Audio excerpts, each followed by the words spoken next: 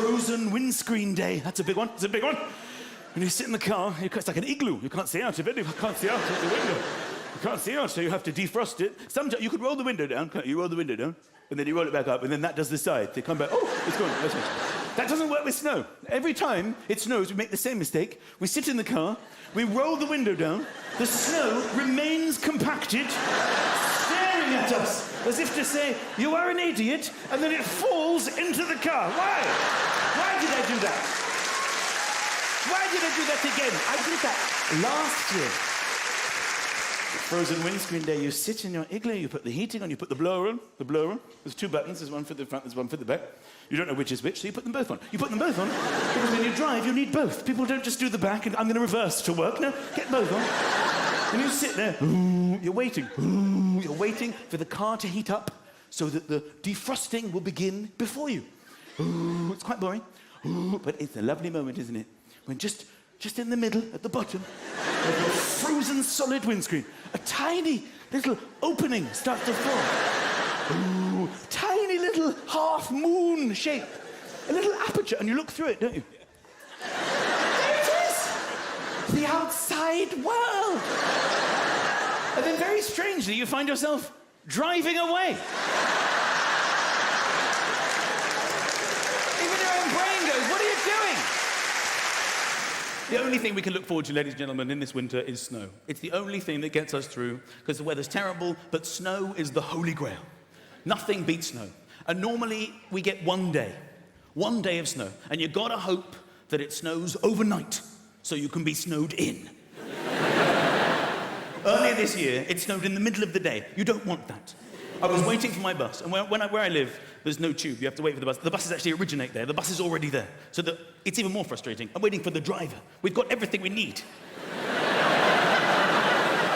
We're looking for people. Can you drive this thing? And that's when the snow came. Amazing, instantly landing snow. The best of snow.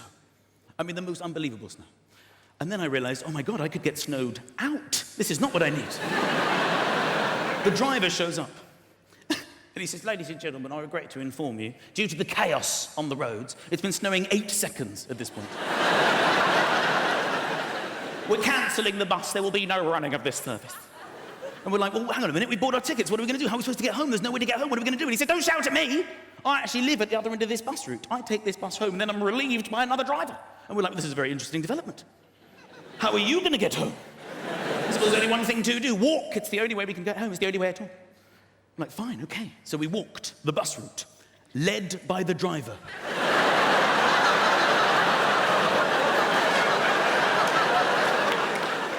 We came to the first stop. We had to tell the people waiting, there's no bus. And they joined our imaginary bus.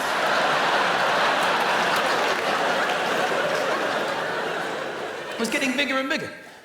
I looked behind us, I could see the next imaginary bus.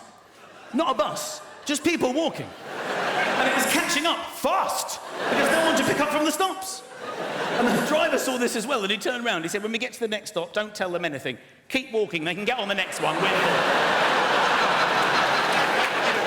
I thought this was one of the funniest things that ever happened to me. I said to the woman walking next to me, I said, this is hilarious. We're on an imaginary bus. There's a driver. There are old people walking. And this is funny, right? And I thought we were on the same wavelength. But now I remember I was doing most of the talking because she said, I'd love to chat, but this is my stop. She got down to an actual bus stop and then walked in the direction we had just come from.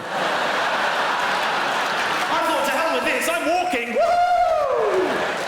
And the snow, of course, it's amazing when it snows in this country. It just totally dominates everything. We've become completely obsessed with snow. Normally on the TV you have news and weather and travel and sport. But when it snows, news is weather, is travel, is sport. It's all the same thing. Our main news, it's snowing. It's snowing. The big freeze is upon us. There is snow everywhere. Now the travel. It's snowing. All over the roads. All over the railways and the airports. Now for the sport. It's snowing. All over the football pitches. All over the tennis courts and the race courses. And now for the weather.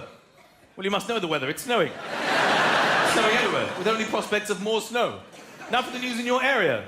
We're snowing here too. Our main headlines again. It's snowing. I've been Jon Snow. Good night. I ran in, woke up my wife, which, by the way, is dangerous, all right? You don't wake a sleeping woman on a lion.